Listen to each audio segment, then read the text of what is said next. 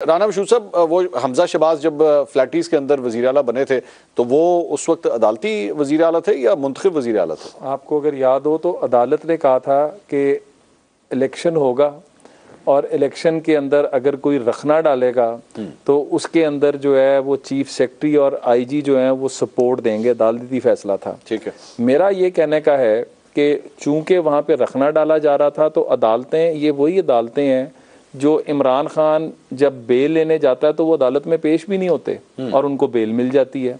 और दूसरी तरफ जब कोई और शख्स बेल लेने जाता है तो उसको कहते हैं अदालत में आके खड़े हो, पहले अपने बायोमेट्रिक कराओ, मतलब वो पूरा एक प्रोसीजर करो। ये इमरान खान का कमाल हुआ ना कि वो आज हुकूमत में भी नहीं है लेकिन फिर भी इतना ताकतवर है। नहीं, वो मैं आपको यही कहने लगा हूं ना कि इमरान खान साहब कहते थे कि दो नहीं एक पाकिस्तान।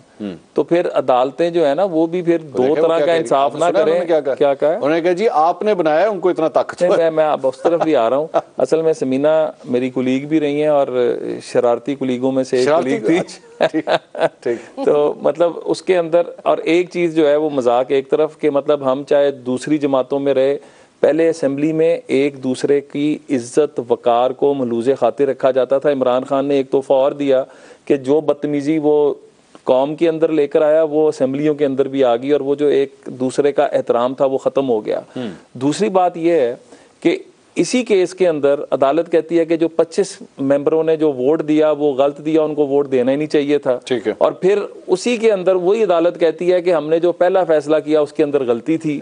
तो अब कौम भी तो देख रही है ना, जब वो 10 मेंबर जाते हैं कि जी आपने हमारे मुतालिक जो फैसला दिया वो किस तरह दिया, तो उसके अंदर अदालतें जब इस तरह का करती हैं तो एक क्वेश्चन मार्क बनता है। दूसरी बात, जो आज सबसे बड़ा मसला है ना पाकिस्तान का, वो इकोनॉमिक स्टेबिलिटी का है और उसके अंदर इकोनॉमिक स्टेबिलिटी के लिए पॉलिटिकल जो इंस्टेबिलिटी है उसको ख़त्म करना इंतहाई ज़रूरी है।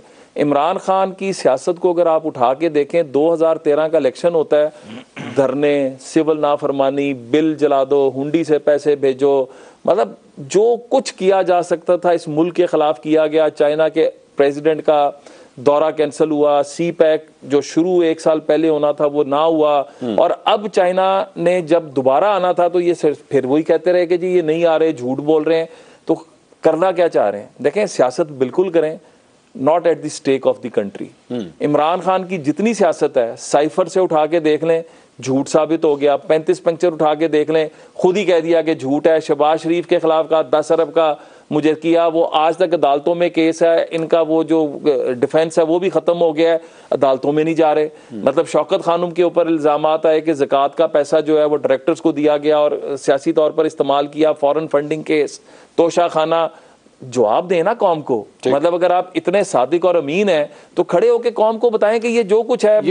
ये आमिर साहब, ये सारी जो गुफ्तगू आपने सुनी है, बात इलेक्शंस की हो रही है क्योंकि इमरान खान साहब जाहिर बात है इलेक्शन चाहते हैं। मंसूर साहब बुरा ना माने, आमिर साहब जो है ना, इन्होंने एक बात की थी, मेरे लिए बड़े एहतराम है, लेकिन इन्होंने कहा कि मीडिया के ऊपर आमिर साहब को वो मीडिया नजर नहीं आया। आपके प्रोग्राम बंद, हामिद मीर साहब, मतलब किस किस का नाम लें, उस वक्त लोगों को उठाया जा रहा था, जो कुछ हो रहा था, जो मीडिया के ऊपर कर्ब्स थे, जो नया कानून लेकर आया गया था।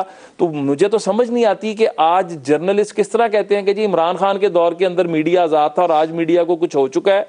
मीडिया जितना पाबंदे सलासल इमरान के दौर में रहा है, जितना सियासतदानों के ऊपर जुल्म इमरान के दौर में हुआ है, एक बंदा अमेरिका जाता है और वहां पर खड़े होकर कहता है मैं नवाज शरीफ का एसी बंद करा दूंगा, ये आपका विजन था। और आज हम कहें कि जी वो जो काम कर रहे थे वो ठीक कर रहे थे। तो मैं बसद एहतराम आमिर साहब से कहूंगा कि जरा जो आप कंपैरिजन कर रहे थे, हमें कौम के सामने बिल्कुल ठीक चीजों को रखना चाहिए।